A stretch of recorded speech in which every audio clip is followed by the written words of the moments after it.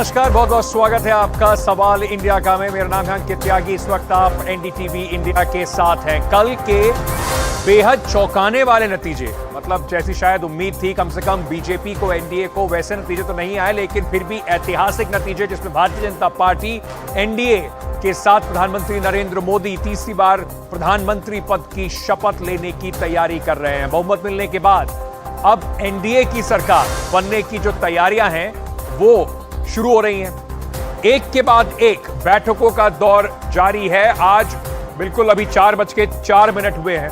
4 बजे से प्रधानमंत्री नरेंद्र मोदी के घर पर एनडीए की एक अहम बैठक हो रही है, जिसमें सारे घटक दलों के जो नेता हैं वो शामिल हो रहे हैं। नीतीश कुमार को आप देख रहे हैं कैसी गहमा गहमी में नीतीश कुमार आज दिल्ली पहुंचे हैं और एनडीए की बैठक में शामिल होंगे। साथ ही साथ आज एनडीए घटक दलों की जो बैठक है उसमें बिहार के मुख्यमंत्री नीतीश कुमार, चंद्रबाबू नायडू दिल्ली जो पहुंच चुके हैं, और इन दोनों का ही एक बहुत महत्वपूर्ण रोल जो है वो अब रहने वाला है एनडीए की सरकार में, प्रधानमंत्री मोदी की तीसरी बार सरकार में। लोक कल्याण मार्ग पर हमारे सहयोगी रवीश रंजन इस वक्त हमारे साथ जुड़ रहे हैं। उनके पास चलेंगे, समझने की कोशिश करेंगे और ये भी समझेंगे कि जो आने वाली सरकार है उसका जब रूपरेखा तैयार हो रही है उसमें कितनी अहम भूमिका और कितनी जबरदस्त बार्गेनिंग जो है उसकी पावर नीतीश कुमार और चंद्रबाबू नायडू के पास है। रवीश मेरे सहयोगी इस वक्त हमारे साथ जुड़ रहे हैं। रवीश, महत्वपूर्ण बैठक, प्रधानमंत्री नरेंद्र मोदी के घर पर बैठक, जो पुरानी एनडीए की बैठक हुआ करती थी उससे काफी अलग बैठक। कई चेहरे भी बदल गए हैं, एनडीए के नए चेहरे भी आ रहे हैं और दारोमदार सरकार चलाने का उन पर भी उतना जितना बीजेपी पर।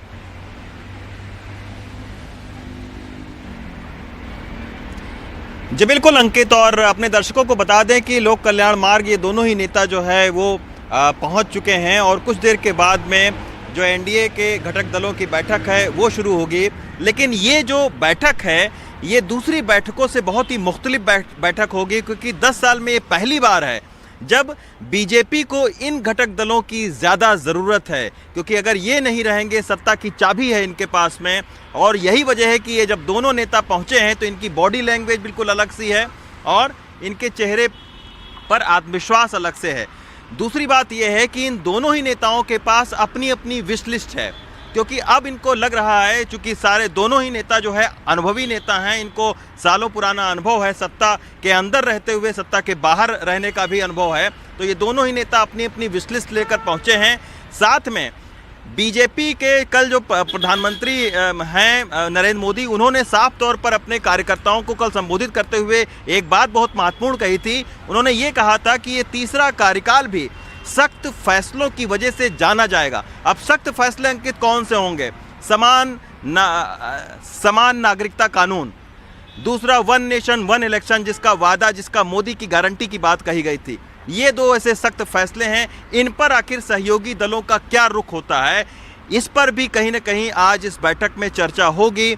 एक रूपरेखा बनाई जाएगी कि आने वाले 5 सालों तक सरकार का कैसा भविष्य रहेगा, सरकार की क्या तस्वीर रहेगी, इन सब का जो है आज एक रूपरेखा जो ये बैठक हो रही है इसमें तय किया जाएगा। क्योंकि अगर आप तय नहीं करेंगे पहले सारी बातों को तो फिर बीच में आपके लिए मुश्किलें खड़ी हो सकती हैं। तो इसी की वजह से बीजेपी की भी ये कोशिश है कि वो अपने घटक दलों को भरोसे में लेकर फिर ये सारी बातें उनसे तय करे।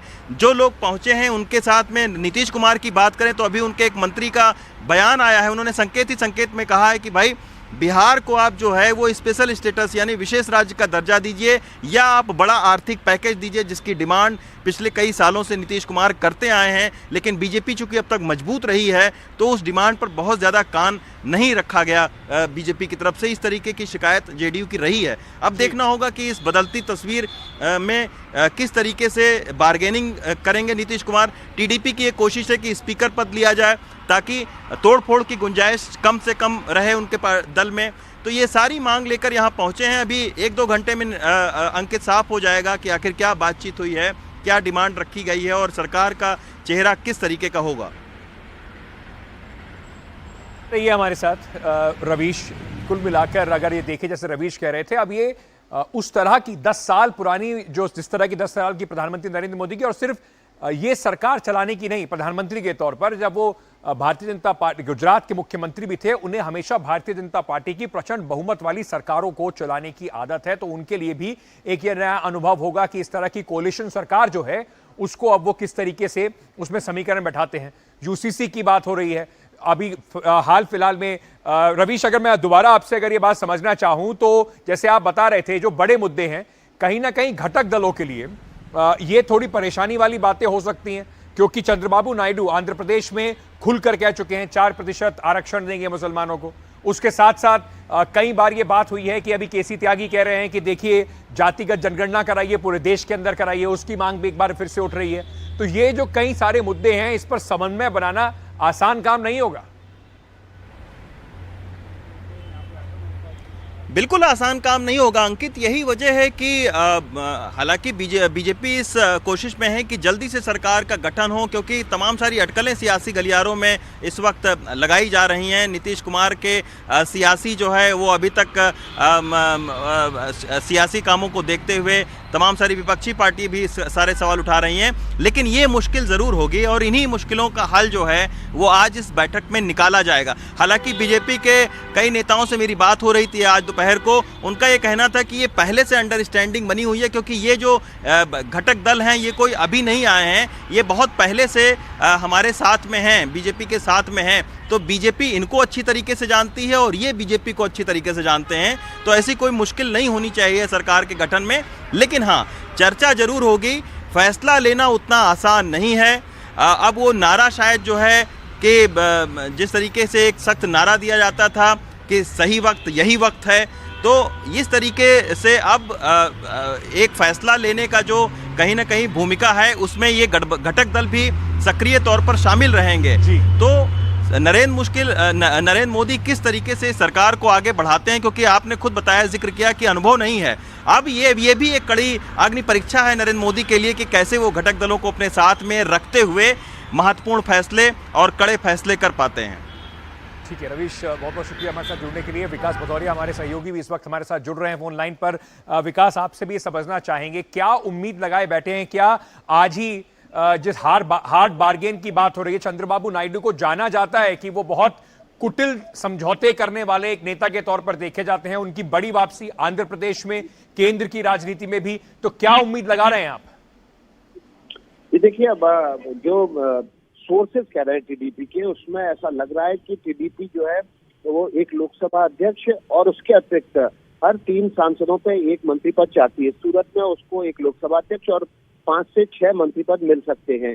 लेकिन क्या चंद्रबाबू नायडू 15 सीटों के एवज में इतना बड़ा सौदा कर सकते हैं, ये देखना होगा। और दूसरी बात यह है कि चंद्रबाबू नायडू ने जो पोस्ट पोल अलायंस किया था उसमें बीजेपी राज्य में भी साझेदार है। हालांकि वहां पर चंद्रबाबू नायडू को बीजेपी की कोई खास जरूरत है नहीं, उनको स्पष्ट बहुमत मिला हुआ है, ऐसी सूरत में वो हार्ड बार्गेनिंग कर सकते हैं।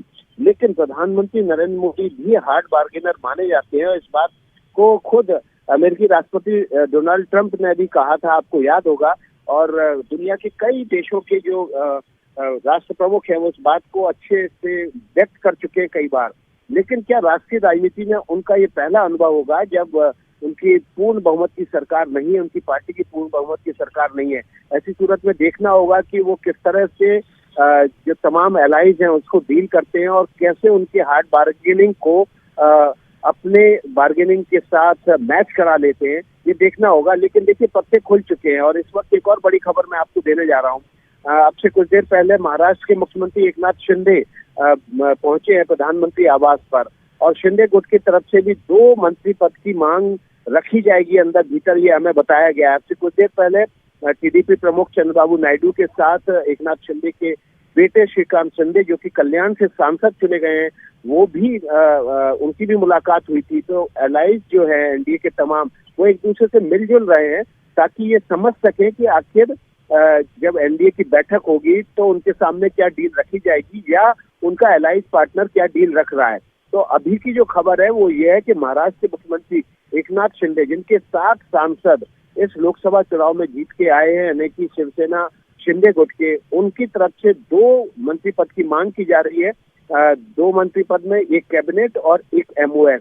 ऐसी सूरत में अब जो पत्ते हैं धीरे धीरे तमाम एलायंस पार्टनर्स के खुलने शुरू हो गए हैं। बिहार की तरफ से लगातार ये मांग की जा रही है कि उनको स्पेशल पैकेज दिया जाए या फिर विशेष राज्य का बिहार को दर्जा दिया जाए, और जो कि नीतीश कुमार की पुरानी मांग है। तो देखना होगा कि इन सब मांगों के साथ एनडीए की एक बैठक में निष्कर्ष निकलना मुश्किल है। प्रधानमंत्री नरेंद्र मोदी की तरफ से क्या ऑफर किया जाता है, उसके बाद इन अलायंस का क्या रुख रहता है, इस पर बहुत कुछ निर्भर करेगा। बिल्कुल, क्योंकि अब अगर बीजेपी 240 पर है, अपने दम पर 32 सांसद दूर है बहुमत से, तो एक एक एलाई जो है वो बहुत महत्वपूर्ण हो जाता है। विकास, बहुत बहुत शुक्रिया हमारे साथ जुड़ने के लिए। हमारे वरिष्ठ सहयोगी अखिलेश शर्मा भी इस वक्त हमारे साथ जुड़ रहे हैं। अखिलेश जी, आ जाइए। इतनी गहमा गहमी चल रही है तो स्टूडियो में थोड़ी गहमा गहमी बढ़ा दी जाए। बिल्कुल।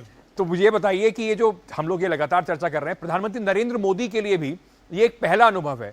इतिहास में उन्होंने रच दिया है, तीसरी बार प्रधानमंत्री बनेंगे। जवाहरलाल नेहरू के बाद कोई दूसरा प्रधानमंत्री जो लगातार तीसरी बार प्रधानमंत्री बन रहा हो, उसका इतिहास उनके नाम पर हो गया है। लेकिन उनके लिए एक नया अनुभव इसलिए होगा, मुख्यमंत्री रहते हुए और प्रधानमंत्री रहते हुए हमेशा जबरदस्त मेजॉरिटी की सरकारें उन्होंने चलाई हैं।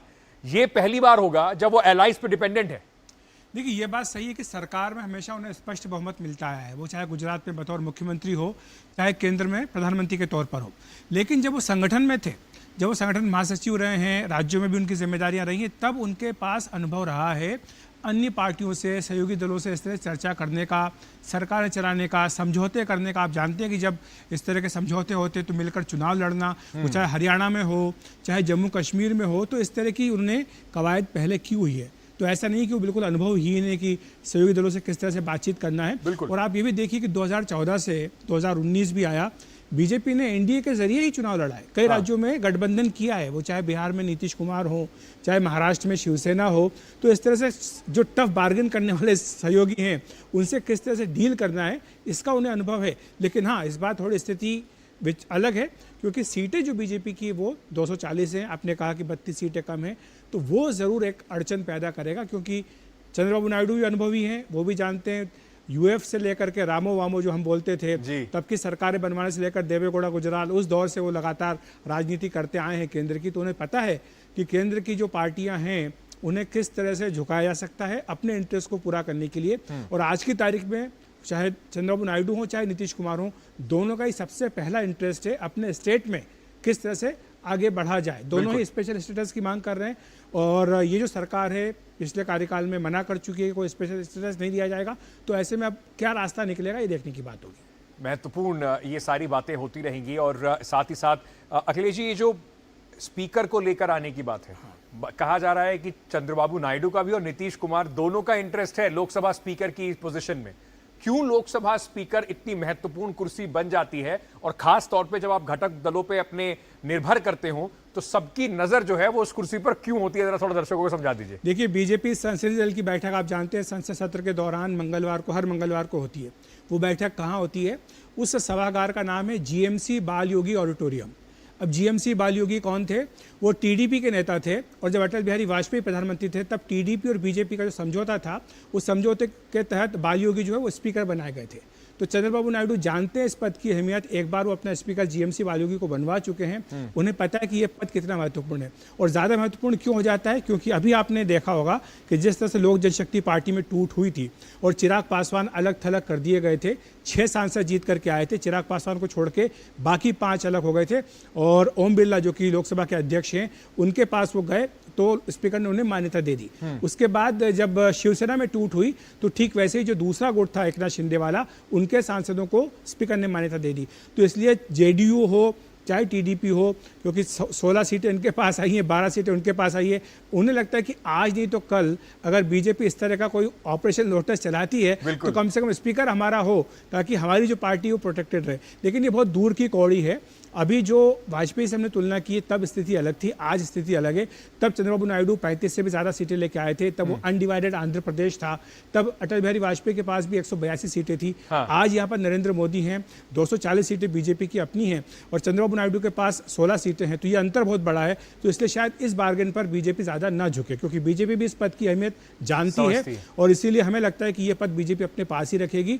हाँ, दूसरे मंत्रालयों को लेकर बातचीत हो सकती है। और यहाँ पर यह भी नहीं भूलना होगा कि चाहे चंद्रबाबू नायडू हों चाहे नीतीश कुमार हो, दोनों की जो राज्यों में सरकारें हैं, चंद्रबाबू की बनने वाली है, नीतीश कुमार की चल रही है, उन दोनों में ही बीजेपी भी भागीदार है। बिल्कुल। तो इसलिए अगर आप यहाँ बार्गेन करेंगे तो फिर बीजेपी वहां भी बार्गेन करेगी। और शायद इसका असर चंद्रबाबू नायडू पे कम पड़े क्योंकि उनके पास खुद के बहुमत है। नीतीश कुमार के ऊपर इसका बहुत असर और अगले साल चुनाव है। और अगले साल चुनाव है, बिल्कुल। नीतीश कुमार को अगर मुख्यमंत्री बने रहना है तो वो भी भारतीय जनता पार्टी पे तो शायद ये डील हो सकती है। आपने बिल्कुल सही कहा अंकित कि ये डील हो सकती है कि नीतीश कुमार मुख्यमंत्री बने रहें।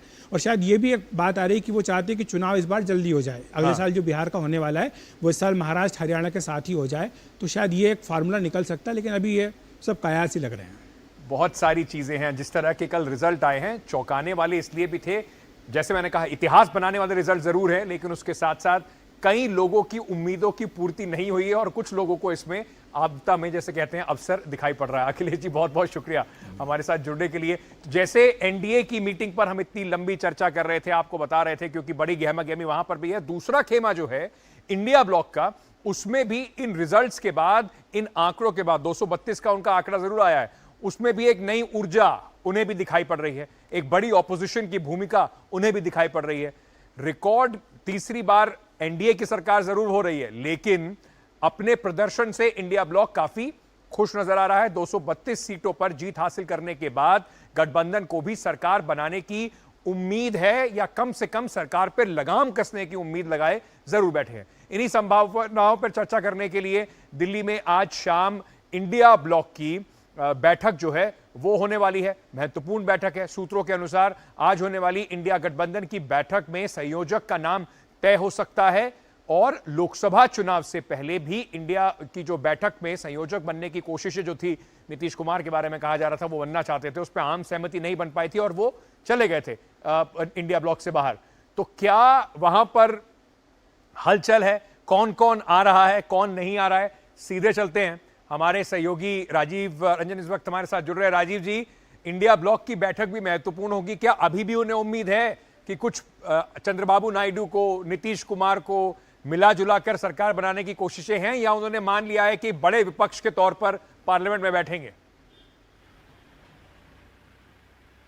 देखिए, उम्मीद है और भरोसा है, और इसीलिए जो हम आपको बता दें कि अभी आप मल्लिकार्जुन खड़गे के घर के बाहर खड़े हैं, 10 राजाजी मार्ग, और यहाँ करीब करीब 2 घंटे बाद 6 बजे के आसपास यहाँ बैठक होगी। और इस बैठक में इंडिया ब्लॉक के तमाम बड़े नेता पहुँच रहे हैं। हालांकि 1-2 नाम कह सकते हैं, जैसे ममता बनर्जी यहाँ नहीं पहुँच रही है, लेकिन ममता बनर्जी के प्रतिनिधित्व के तौर पर उनके जो भतीजे हैं अभिषेक बनर्जी यहाँ आ रहे हैं। उद्धव ठाकरे नहीं आ रहे हैं, तो उद्धव ठाकरे की जगह पर संजय राउत आ रहे हैं।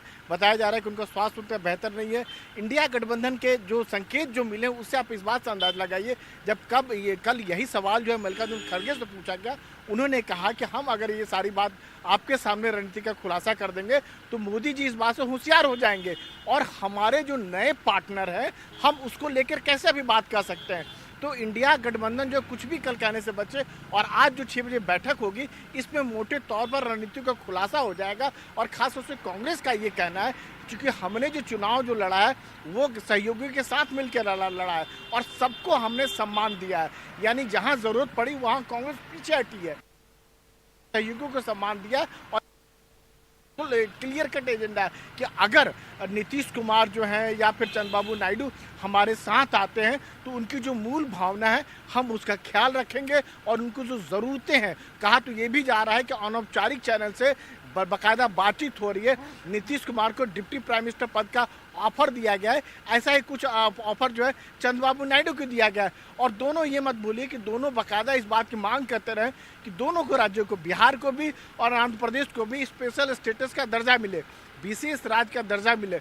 10 साल जो एनडीए का शासन रहा है उन लोगों को न तो आंध्र प्रदेश को मिला और न ही बिहार को मिला, कोई ऐसा कोई दर्जा नहीं मिल पाया। और जिस तरह का टफ बार्गेन की बात चंद्रबाबू नायडू की तरफ से कही जा रही है, जेडीयू की तरफ से कहा जा रहा है, तो उसको देखते हुए शायद जो इन लोगों को उम्मीद है, खासकर इंडिया गठबंधन के लोगों को उम्मीद है कि अगर ये 28 लोग जिनके पास सीट है, जो जादुई आंकड़ा जिसको कह सकते हैं, वो अगर आ जाते हैं तो कुछ छुटमुट जो है तकरीबन 12 और बचेंगे, वह भी हमारे खेमे में आ जाएंगे। तो कह सकते हैं कि अनौपचारिक तौर पर बातचीत जारी है, और अब इसी को लेकर जो सहयोगी दलों के बीच में बैठक जो है शाम को 6 बजे होने जा रही है। जी चलिए, बहुत बहुत शुक्रिया हमारे साथ जुड़ने के लिए राजीव। इस बैठक में क्या अहम बातें निकल कर आती हैं, ये तस्वीरें आप देख रहे हैं। सुप्रिया सुले, शरद पवार, काफी महत्वपूर्ण इस चुनाव के बाद इनका रोल भी हो जाता है। और कम से कम एनसीपी में जिस तरीके की बात थी कि कौन असली एनसीपी, उसका सवाल का जो जवाब है, अभी तक तो इनको लगता है कि इनके नतीजे जो हैं उनके फेवर में जाते दिखाई पड़ रहे हैं। वहीं चुनावी नतीजों के बाद बीजेपी नई सरकार के गठन में जुट गई है। प्रधानमंत्री नरेंद्र मोदी ने आज राष्ट्रपति से मिलकर अपना इस्तीफा सौंपा और 7 जून को एनडीए संसदीय दल की बैठक जो है वो होने वाली है, जिसमें प्रधानमंत्री नरेंद्र मोदी एक बार फिर से नेता चुने जाएंगे और नई सरकार 8 तारीख को शपथ ले सकती है। इस बीच सूत्रों के हवाले से खबर यह मिल रही है कि जीते हुए सभी मंत्री फिर से मंत्री बनेंगे। हारे हुए नेताओं में स्मृति ईरानी को फिर से मंत्री बनाया जा सकता है। गृह मंत्री अमित शाह, राजनाथ सिंह, नितिन गडकरी, एस जयशंकर, पीयूष गोयल, गजेंद्र सिंह शेखावत, भूपेंद्र यादव जैसे नेताओं को फिर से मंत्री बनाया जाएगा। हालांकि अपवाद स्वरूप कुछ मंत्री ड्रॉप भी किए जा सकते हैं। चलिए, तो इस पर थोड़ी और चर्चा करते हैं। नई सरकार का क्या पूरा स्वरूप रहेगा, किस तरीके से अलग रहेगी मोदी सरकार 3.0 जो है अपनी पुरानी पिछली जो 2 सरकारें हैं उनसे, उस पर चर्चा करने के लिए मेरे साथ आप उनको बिल्कुल अच्छे से जानते हैं, शायद किसी तारुफ के जो है मोहताज नहीं है, संदीप शास्त्री जी जुड़ रहे हैं। बहुत दिनों से देश की राजनीति पर बड़ी पैनी नजर रखते हैं। मैं सबसे पहले आपसे समझना चाहता हूं संदीप जी, बहुत बहुत स्वागत आपका। कल के रिजल्ट का जो जरूरी बात यह है कि जैसे रिजल्ट कम से कम एक्सपेक्टेशन थी बीजेपी को, एनडीए को उस अनुरूप तो नहीं आया, लेकिन अब जो नंबर सेटल हो गए हैं, कितना फर्क होगा मोदी सरकार 3.0 में मोदी सरकार 10 साल जो रही है उसमें? ज़्यादा फर्क नहीं होगा, एक ही बात की फर्क होगी, आपको इस बार आपका खुद का मेजॉरिटी नहीं है, इसलिए आपको चर्चा एनडीए के एक चौखट में करना पड़ेगा। मैं कल शाम को 1999 का जो वाजपेयी जी का एनडीए सरकार बना था उसके नंबर्स देख रहा था। उस समय एनडीए 298 था, अभी एनडीए 293 है, सो 5 उससे भी कम था। पर उस समय बीजेपी 182 था और आज 240 है। सो गठबंधन का साइज मोरलेस एक ही है। हाँ। पर इस बार गठबंधन में मुख्य पार्टी 60 सीट ज्यादा लेके गठबंधन में है जी। मेजॉरिटी नहीं है उसे, बट 60 सीट पिछले बार से ज्यादा है। सो जिस तरह से वो सरकार चली थी, जो आप आज पूरे दिन चर्चा कर रहे हैं, जैसे सडनली फोकस नायडू जी पे और नीतीश जी पे आ गया है, और इसी एक कारण से आया कि वो 2 main non BJP NDA partners उनके हैं। बिल्कुल। और एक छोटी बात, जब वाजपेयी जी ने सरकार बनाई थी, उस सरकार में 45 मंत्री थे। 45 में से 30, केवल 30 बीजेपी के थे। 15 मंत्री अलग अलग पार्टी से के थे, और वो अलग अलग 15 मंत्रियों को आपने नोशनल मिनिस्ट्री नहीं दिया। हाँ। जो आप अलायंस के पार्टनर है, उस कारण से आपको एक स्थान दिया जाता है, ये पोर्टफोलियो दिया जाता है। याद रखिए 2019 में नीतीश जी ने सरकार में अपना नॉमिनी नहीं भेजा जी, क्योंकि नोशनल रिप्रेजेंटेशन उन्होंने रिजेक्ट किया जी। उन्होंने कहा मुझे नोशनल रिप्रेजेंटेशन नहीं चाहिए, मेरी बड़ी पार्टी है, मुझे और सीट्स कैबिनेट में मिलना चाहिए। जैसे आप बात कर रहे हैं मंत्री पदों की, एक ब्रेकिंग न्यूज इस वक्त आ रही है संदीप जी। एकनाथ शिंदे जो इस वक्त महाराष्ट्र के मुख्यमंत्री हैं और शिवसेना कम से कम आधिकारिक तौर पर उनको सिंबल और पार्टी का नाम मिला है, वो चाहते हैं कि उन्हें 2 मंत्री मिले। देखिए, एकनाथ शिंदे की मांग है कि उनको एक कैबिनेट और एक एमओएस जो है वो उनकी जो एमपीज जीत कर आ रहे हैं उनमें से बनाए जाएं। तो इस बार कहीं ना कहीं हार्ड बार्गेन जो है वो सभी की 2014-2019 में हमने ऐसा बात सुना ही नहीं। हाँ, अगर ऐसा बात लोग करना चाहते थे, वो उन्होंने मंत्रिमंडल में उन्हें स्थान ही नहीं था। नीतीश कुमार ने जब डिमांड किया तो नीतीश कुमार को कहा गया कि ये है अथवा नहीं है। हाँ। और वो नहीं हुआ, टेक इट और लीव इट। वो सरकार में नहीं जुड़े। हाँ। जेडीयू एनडीए में था, बट जेडीयू सरकार में नहीं आया उस बार। काफी शायद 1 साल तक उनका कोई रिप्रेजेंटेटिव नहीं था। सो अब क्योंकि आपकी मेजॉरिटी नहीं है, ऐसे प्रेशर्स आपको सरकार को झेलने पड़ेंगे, बीजेपी को झेलना पड़ेगा, और उनका यहाँ नेगोशिएशन स्किल्स किस तरह से वो नेगोशिएट करेंगे उस पे निर्भर है, क्योंकि आप जिनके साथ नेगोशिएशन कर रहे हैं हाँ। वो पिछले 30 साल से वो नेगोशिएशन करते आ रहे हैं, लेकिन अलग अलग पार्टी। जैसे आप और बहुत अच्छे से जानते हैं, टीडीपी जब यूनाइटेड आंध्र प्रदेश में जब वाजपेयी साहब की सरकार थी, तब एक यूनाइटेड आंध्र प्रदेश में 35 सीटों के साथ टीडीपी एक बहुत बड़ा दल था। आज 16 सीटों के साथ चंद्रबाबू नायडू की ताकत है। जाहिर सी बात है कि जरूरी है, उनके बिना सरकार नहीं चल सकती, लेकिन आपको लगता है कि वो पुराने वाली जो उनकी स्ट्रेचर था या जो पुराने वाला उनका एक बार्गेनिंग कैपेसिटी थी, वो थोड़ी इस बार कम हुई होगी? देखिए, संख्या नंबर्स कम हुए होंगे, पर परिस्थिति तो उतना ही इंपॉर्टेंट और सीरियस है। बिल्कुल।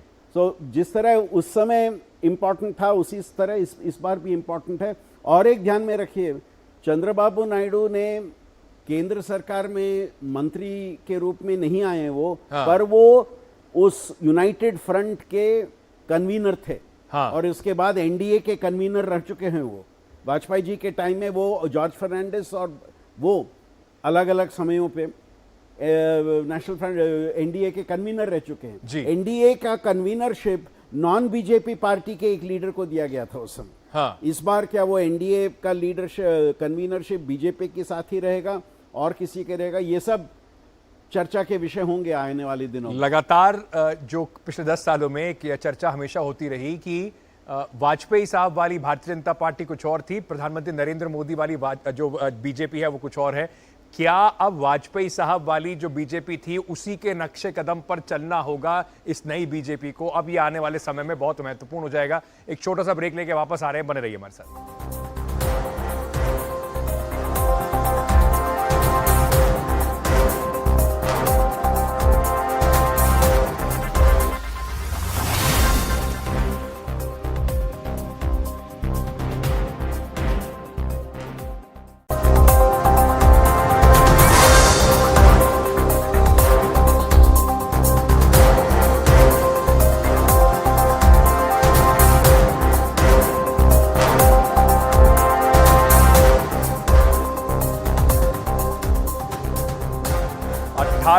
लोकसभा चुनाव के लिए जो अब नतीजे सामने आए हैं उस पर चर्चा कर रहे हैं संदीप शास्त्री जी हमारे साथ इस वक्त जुड़े हुए हैं। एनडीए की तो हमने काफी चर्चा की संदीप जी। इंडिया जो दल है, एक सब जाहिर सी बात है, एक बड़ी ऑपोजिशन, एक मजबूत ऑपोजिशन के तरह से सामने अब इस वक्त दिखाई पड़ रहा है। कांग्रेस खुद 99, अखिलेश यादव तीसरी बड़ी सबसे बड़ी पार्टी बनकर इस वक्त उभरे हैं। क्या अभी भी आपको लगता है कि कोई आउटसाइड चांस लेगा इंडिया ब्लॉक सरकार बनाने का, या इंतजार करेंगे कि देख लें पहले किस तरीके से एनडीए का कामकाज चल रहा है?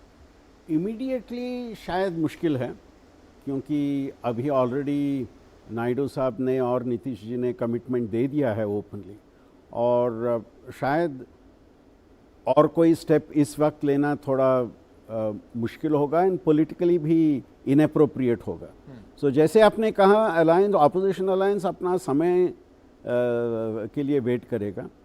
उससे पहले उनको ये फैसला करना है कि कौन इंडिया अलायंस में है और कौन नहीं है। बिल्कुल। क्योंकि काफ़ी राज्यों में लोकसभा चुनाव में इंडिया अलायंस के मेंबर्स एक दूसरे से कॉन्स्टिट्यूंसीज में लड़े हैं, तो क्या सब अलायंस में हैं, कितने लोगों को और से आप जोड़ेंगे, कौन से पार्टीज हैं, कौन से नहीं हैं, और मोर इम्पॉर्टेंट इस अलायंस को साथ रखने के लिए ग्लू क्या है। बिल्कुल।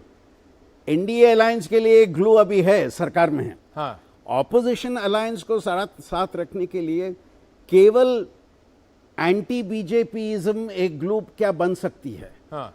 उसको छोड़ के कोई पॉजिटिव पॉलिसी स्ट्रैटेजी, उस पे क्या कोई एग्रीमेंट उनके बीच में आ सकती है जी? उनके काफी पार्टीज राज्यों में उनकी सरकार है। हाँ। क्या वो सब मिल के काम कर सकते हैं? ये एक एज यू गो फॉरवर्ड, अगर आपका क्रेडिबिलिटी आपको और ज्यादा बिल्डअप करना है, ठीक है, ये जॉइंट स्ट्रैटेजी उनको डेवलप करना पड़ेगा। बिल्कुल। तो उनके लिए भी चुनौतियां कम नहीं है, लेकिन कम से कम देश के लिए ये एक अच्छी बात है कि इस वक्त इस बार एक बड़ा मजबूत विपक्ष पार्लियामेंट में देखने को जरूर मिलेगा। चलिए छोटा सा एक ब्रेक लेके वापस आ रहे हैं, बने रहिए हमारे साथ।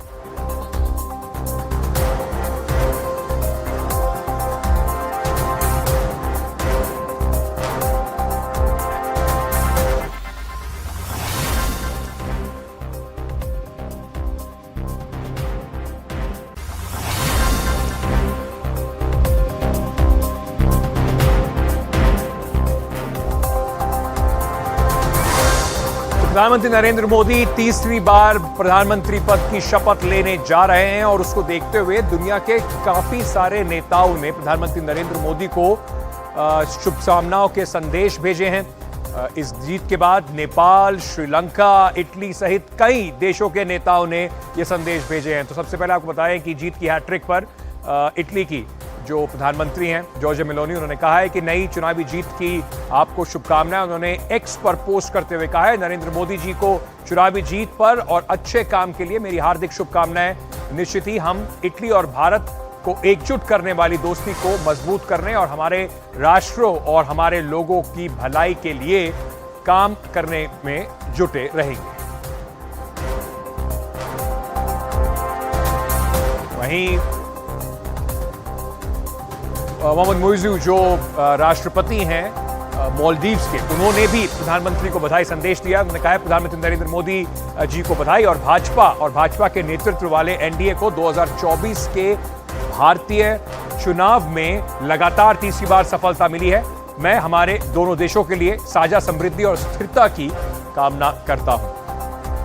और भी आपको दिखाते हैं कई सारे जो राष्ट्र प्रमुख हैं उन्होंने प्रधानमंत्री को शुभकामनाएं भेजी हैं। वहीं पर श्रीलंका के राष्ट्रपति ने भी प्रधानमंत्री नरेंद्र मोदी को शुभकामनाएं भेजी। उन्होंने कहा है कि मैं नरेंद्र मोदी जी को हार्दिक शुभकामनाएं देता हूं। बीजेपी और एनडीए की जीत ने प्रधानमंत्री नरेंद्र मोदी के नेतृत्व में तीसरी बार प्रगति और समृद्धि में भारतीय लोगों के विश्वास को प्रदर्शित किया है।